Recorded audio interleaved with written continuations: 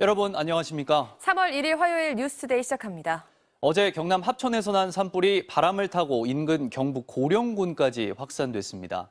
산불이 민가 쪽을 위협하면서 모두 150명의 주민이 긴급 대피했습니다. 산림과 소방당국이 민가 쪽으로 방어선을 치고 불이 번지는 것을 막고 있는데요. 경북 고령군 산불 현장에 나가 있는 취재기자 연결합니다. 조재한 기자, 밤사이 불이 계속됐죠? 네, 저는 경북 고령군 쌍림면 합가리 상담마을 산불 현장에 나와 있습니다. 불은 밤새 계속 번지면서 마을 바로 뒤편까지 불이 내려와 있는 상황입니다. 불과 수십 미터밖에 떨어지지 않은 급박한 상황이 계속 이어지고 있는데요. 소방대원들은 계속해서 물을 뿌리면서 불길이 마을을 덮치는 걸 막기 위해 안간힘을 다하고 있습니다. 마을 주민 10여 명은 모두 집에서 나와 마을 회관으로 대피를 했고요. 일부 주민들은 진화 작업을 지켜보면서 밤을 꼬박 지새워야 했습니다. 어제 오후 2시 반쯤 경남 합천에서 난 산불은 순간 최대 풍속 초속 6m의 강한 바람을 타고 이곳 고령군까지 번졌습니다. 지금도 계속해서 불은 번지고 있는 상황인데요. 화면 뒤쪽으로 보이는 불뿐 아니라 앞쪽에 있는 산에까지 불이 옮기는 등 동시다발적으로 불은 번지고 있습니다. 산림과 소방당국은 밤새 산불 특수진화대를 동원해 확산 차단에 나서는 한편 무엇보다 불이 민가로 번지지 않도록 하는데 총력을 다하고 있습니다. 현재 고령군 쌍림면 합가리와 신촌리 주민 그리고 요양원과 양로원 입소자 등 100여 명이 쌍림면 마을 회관과 대가야 생활촌 등으로 대피해 있습니다. 다행히 아직까지 인명피해는 들어오지 않았습니다. 어제 산불 확산이 심각해지자 산림당국은 오후 5시 50분 진화 자원을 총동원하는 산불 3단계를 발령했습니다. 그리고 산불 재난 국가위기경보 심각 단계를 발령하고 가용한 모든 자원을 총동원했습니다. 소방당국도 중앙소방청을 비롯해 대구와 전북, 전남, 울산, 부산 등 5개 시도의 모든 자원이 동원될 수 있도록 전국 소방동원령 1호를 발령했습니다. 하지만 바람이 강한 데다 산세가 험해서 불길을 잡는 데는 쉽지 않아 보입니다. 산림청은 날이 밝는 대로 전국의 국가기관 헬기 47대를 총동원해 진화에 나설 계획입니다. 지금까지 경북 고령군 산불 현장에서 MBC 뉴스 조재환입니다. 우크라이나와 러시아의 1차 휴전 협상이 5시간 만에 종료됐습니다. 첫 회동인 만큼 당장 구체적인 성과가 나온 건 아니지만 두 나라는 협상을 이어가는 데 합의했다고 밝혔습니다. 폴란드 부어다바에서 이용주 특파원입니다. 현지 시간 2월 28일, 5시간에 걸쳐 진행된 두 나라의 1차 협상에서 구체적인 합의가 도출되진 않았습니다. 다만 두 나라 대표단은 핵심 의제를 좁힐 수 있었다고 밝혔습니다. боевых действий стороны определили ряд приоритетных тем, по которым наметились определенные решения.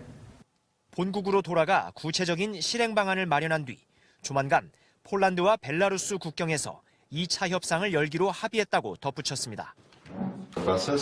Следующая встреча состоится в ближайшие дни на польско-белорусской границе. 두 나라의 입장 차는 확연했습니다. 러시아는 우크라이나의 나토 가입 포기와 중립국화 방안이 논의돼야 한다고 주장한 반면 우크라이나는 크림반도와 돈바스를 포함한 전 지역에서 러시아군의 즉각 철군을 요구한 것으로 전해졌습니다. 협상 장소를 둘러싼 신경전도 치열했습니다. 회담은 우크라이나 북쪽 국경과 가까운 벨라루스 고멜 지역에서 열렸는데요. 우크라이나 대표단은 러시아군이 밀집해 있는 국경지대를 통과하지 않고 폴란드를 경유해 회담장에 왔습니다. 러시아의 영향력에서 벗어나기 위한 우크라이나의 발걸음도 빨라지고 있습니다. 젤렌스키 우크라이나 대통령은 유럽연합 가입 신청서에 서명하고 러시아가 침공한 상황인 만큼 특별 절차를 통해 즉시 승인해달라고 요청했습니다. 우크라이나의 가입 문제는 이번 달 유럽연합 비공식 정상회의에서 논의될 것으로 보입니다. 폴란드 동부 국경도시 부어다바에서 MBC 뉴스 이용주입니다. 코로나19 방역 패스가 오늘부터 중단됩니다. 시행 120일 만에 사라지게 된 건데 전파력은 강하지만 위중증률은 낮은 오미크론의 특성을 고려한 조치로 풀이됩니다. 이준범 기자입니다. 정부는 오늘부터 식당과 카페 등 전국의 모든 다중이용시설에서 방역 패스 적용을 중단하기로 했습니다. 식당, 노래방, 헬스장은 물론 의료기관과 요양시설에 적용된 방역 패스도 모두 해제됩니다. 4월부터 예정됐던 청소년 방역 패스도 철회됐습니다. 새로운 변이가 생기면 다시 도입될 수 있다는 단서를 달긴 했지만 방역 패스는 도입된 지 120일 만에 없어지게 됐습니다. 출입 명부 제도는 물론 방역 패스까지 중단되면서 QR코드 인증은 모두 사라집니다. 정부는 오미크론 확산으로 보건소의 음성 확인서 발급 업무가 폭증한 데다 확산 억제가 아닌 고위험군의 피해 최소화로 방역의 목표가 바뀐 상황에서 방역 패스의 실효성이 줄어들었기 때문이라고 설명했습니다. 예방접종률이 향상돼서 방역 패스의 필요성에 대한 논란과 갈등이 커지고 또 사회적 연대가 약화되고 있는 문제도 고려했습니다. 잇따른 방역 조치 완화에 대해 정부는 불안해할 필요가 없다고 강조했습니다. 오미크론의 특성에 맞추어서 저희가 방역 체계 전체를 재편시키고 있는 과정의 하나로 이해해 주시기를 좀 부탁드리겠습니다. 자영업자들은 이참에 영업시간 제한 같은 거리 두기도 풀어달라고 요구하고 있습니다. 반면 전문가들은 오미크론 이후 일상 회복을 염두에 두고 정부가 방역 완화를 하고 있지만 시기가 조금 이르다고 우려합니다. 오미크론이 아직 정점도 안 찍었고 여러 가지 방역 지표가 악화되는 상황에서 분명히 영향은 있을 거고요. 악화시키는 영향이 있을 거고. 정부는 거리두기 해제나 완화에 대해선 오미크론 확산이 정점을 지난 이후에야 가능하다는 입장입니다. MBC 뉴스 이준범입니다. 민주당 이재명 후보는 어제 대구 경북 6개 도시를 돌며 보수 표심을 공략했습니다. 박정희 전 대통령을 언급하며 인물론을 부각했습니다. 정의당 심상정 후보는 강원도에서 주 4일째 실현을 약속했습니다. 최경재 기자입니다. 이재명 후보가 파란 전기 자전거를 탄 채 유세장으로 들어오며 시민들과 인사를 나눕니다.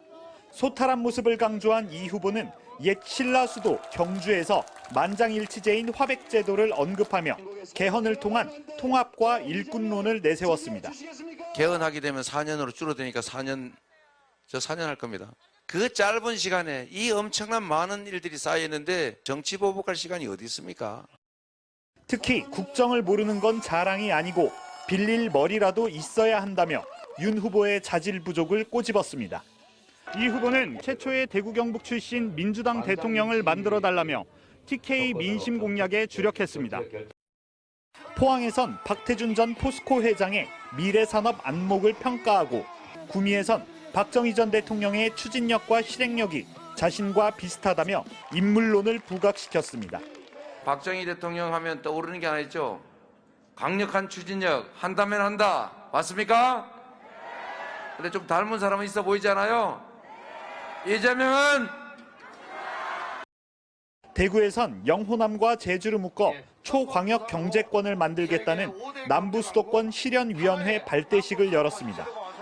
강원도를 찾은 정의당 심상정 후보는 핵심 공약인 주 4일제를 실현해 연간 관광객 2억 시대를 열겠다고 밝혔습니다. 주 4일제를 실시하면 전국의 모든 시민들이 이 강릉에 와서 강릉의 맛과 멋을 누리고 숙박하면서 즐기고 갈 수 있는. 정의당은 한편 윤석열 후보 측이 여영국 대표에게 국민의힘 선대본부 직능총괄본부 자문위원으로 임명한다는 메시지와 임명장을 보냈다며 사리분별 똑바로 하라고 경고했습니다. MBC 뉴스 최경재입니다. 국민의힘 윤석열 후보는 강원 유세에서 민주당과 이재명 후보를 비판하며 안보 표심을 공략했습니다. 안철수 후보는 전북에서 독자 행보를 이어가며 단일화 결렬 책임은 국민의힘에 있다고 강조했습니다. 신수아 기자입니다. 강원도를 찾은 국민의힘 윤석열 후보는 가는 곳마다 강릉의 외손자가 왔다고 지역 연구를 내세우며 지지를 호소했습니다. 또 북한의 미사일 발사를 거론하며 현 정부를 안보 무능 세력으로 몰아붙였습니다. 핵탑재 미사일 한 발이면 대한민국이 쑥대밭이 되는데 이걸 도발이라고도 못하고 소 닭 쳐다보듯이 보는 이게 정부 맞습니까, 여러분? 윤 후보는 소상공인 자영업자들에게 지급되고 있는 손실보상금의 영향을 의식한 듯 돈 300만 원에 현혹되지 마라, 민주당에 속으면 안 된다고 강조했습니다. 또 3월 9일 본투표만으론 이길 수 없다며 사전투표를 적극 독려했습니다. 코로나 확진자가 수십만이 나온다고 발표해서 여러분들 당일날 투표 못하게 막을 수 있습니다, 여러분. 사전투표 반드시 해 주셔야 됩니다. 윤석열 후보는 강원도를 경제특별자치도로 만들겠다는 지역 발전 공약도 제시했습니다. 강원 영서는 유럽의 스위스로, 영동은 해양관광의 중심지로 만들겠다고 밝혔고 설악산 케이블카 설치도 공약했습니다.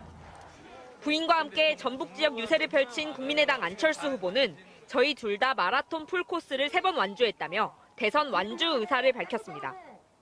내가 싫어하는 사람 떨어뜨리는 게 민주주의가 아닙니다.